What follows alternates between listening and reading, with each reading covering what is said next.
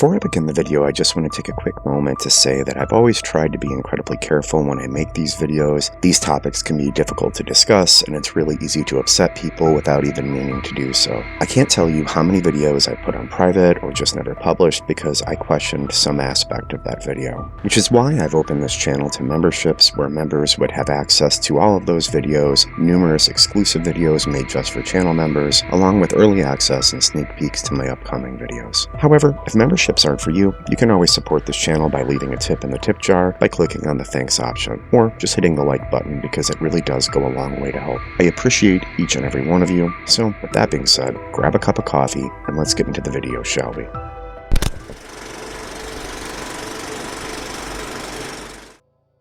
At the moment of this video's creation, we're only weeks away from Richard Allen's trial, where he's been accused of the murders of Abigail Williams and Liberty German. And as each new day passes, bringing us closer and closer to that trial, there seem to be more and more court filings by both the defense and the prosecution. And while I'm far from a legal expert, people with legal understanding online seem to mostly agree that it's an unusual amount of filings this close to trial. Many online have also expressed their concerns that the trial is going to get pushed back as a result of this, which does seem more and more likely with each new filing. But as of now, that's not the case, and the trial is still on for May the 13th. I have no desire whatsoever to go in depth over the mountain of court filings, mostly because my opinion on legal filings is about as valid as my opinion on rocket science. However, if you'd like a detailed breakdown of those filings, I've left a link to the YouTuber Tom Webster in the description of this video. He does an excellent job going over the various court documents in a way that's easy to understand. With that being said, out of everything that came out of these new filings, one thing in particular stood out to me, and I haven't been able to stop thinking about it since.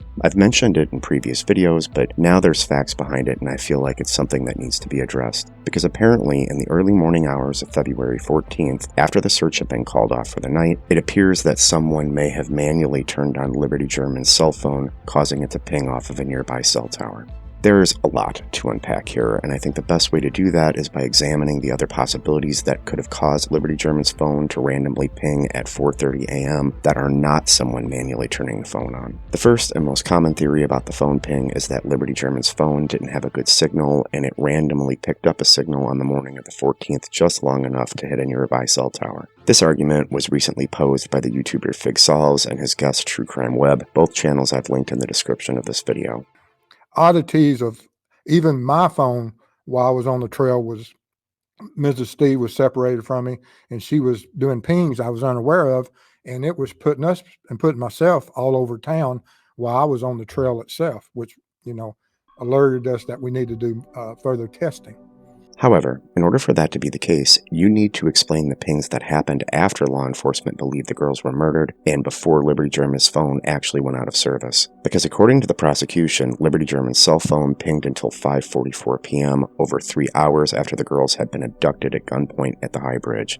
3 hours they were at the crime scene, all while her phone was perfectly capable of pinging off of a nearby cell tower. Now, the defense attempted to use this in their filings by suggesting that maybe the cell phone had been taken somewhere else, but the 44 pings the defense referenced would have shown the phone's movements during that time, so that theory is just about as debunked as it gets. True Crime Web went on to discuss in his interview with Figs the various issues with cell tower pings in that particular area, how off and on unreliable it can be, at times even showing cell phones at locations much greater distances away than they actually were at the time of the ping, which I feel is incredibly relevant when it comes to refuting the accuracy of the geofencing data presented by the defense. However, Liberty German's cell phone pinging near the Monon High Bridge for 3 hours after her abduction, and all of those pings coming to the same rough area all the way up until the moment it abruptly stopped, isn't a phone pinging in an incorrect location. It's a cell phone not pinging at all after it had been previously capable of doing so for hours. Because if you're going to argue that Liberty German's phone stopped pinging as a result of bad reception, then you need to explain to me why it was capable of getting reception for over 3 hours at the same location that you're arguing it lost reception for the remainder of the evening at.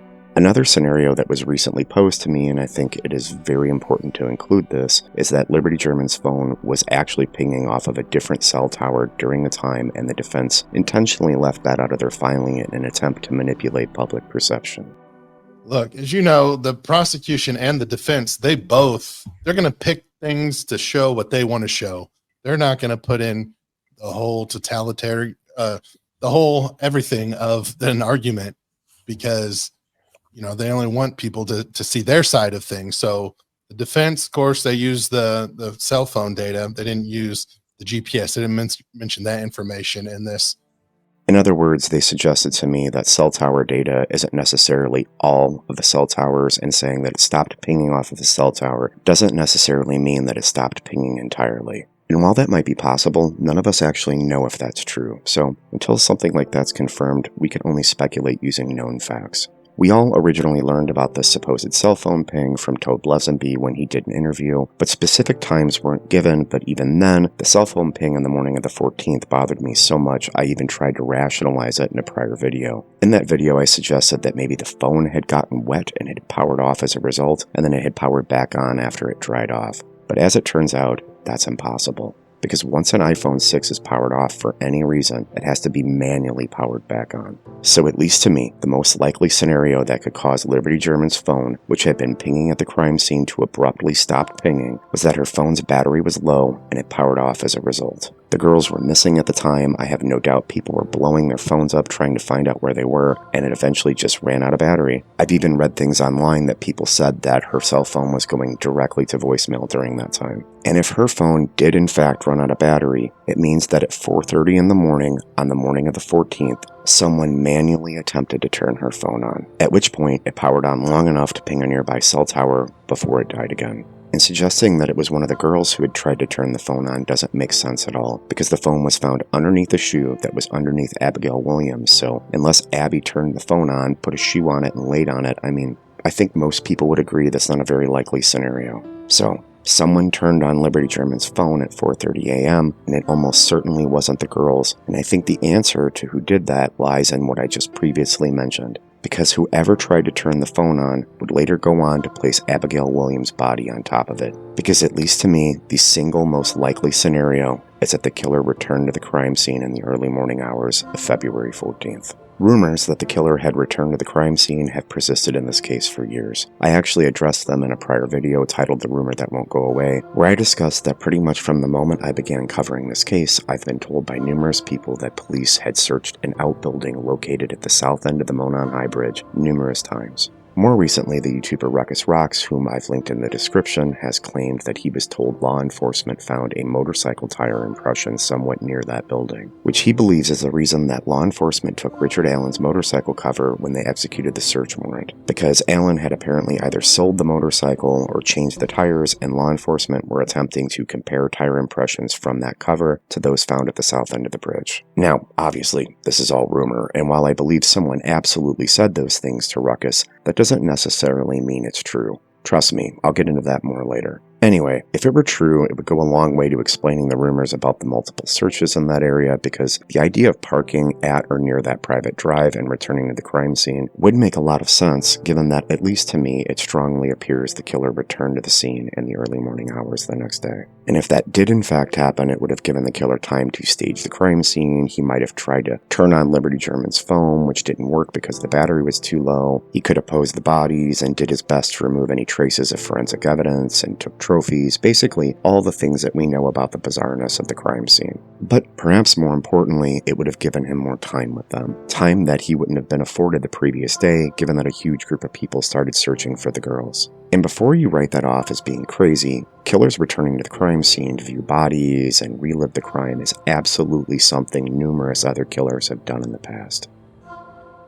During one interview session, Bundy reportedly suggested that the uncaught Seattle serial killer was most likely revisiting his dump sites. He advised the investigators that if they found a fresh grave, they should stake it out and wait for the killer to return. Bundy's theories turned out to be absolutely correct, and the police were able to use them to collect samples and provide evidence for an arrest warrant.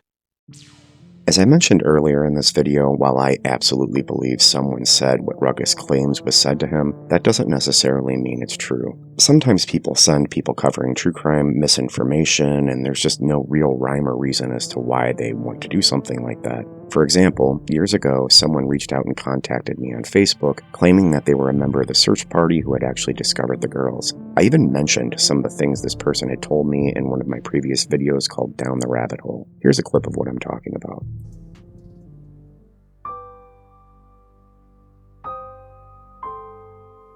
Lastly, there is what is, at least to me, the single most infamous rumor of them all, and that would be, well, the dolls, which I actually considered not including in this video, but it's definitely out there, so I'm going to discuss it. I want to make it clear that I'm not criticizing the person who is out there saying this.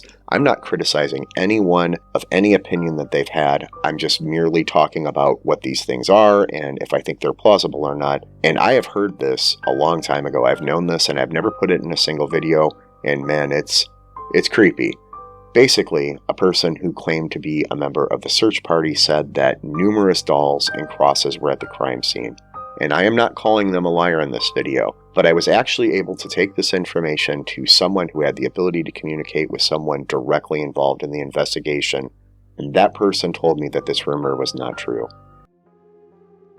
At the time, this person seemed completely genuine to me, and they insisted they personally saw the crime scene and that there were dolls left hanging from trees, that there was something about a white sheet and a smiley face on it. It was totally nuts. But this person went so far as to swear on their children what they were telling me was true, and in the end, it turned out they made every word of it up. I have no idea why they did that, but I'll never forget it, and it's completely changed the way I view rumors in true crime cases.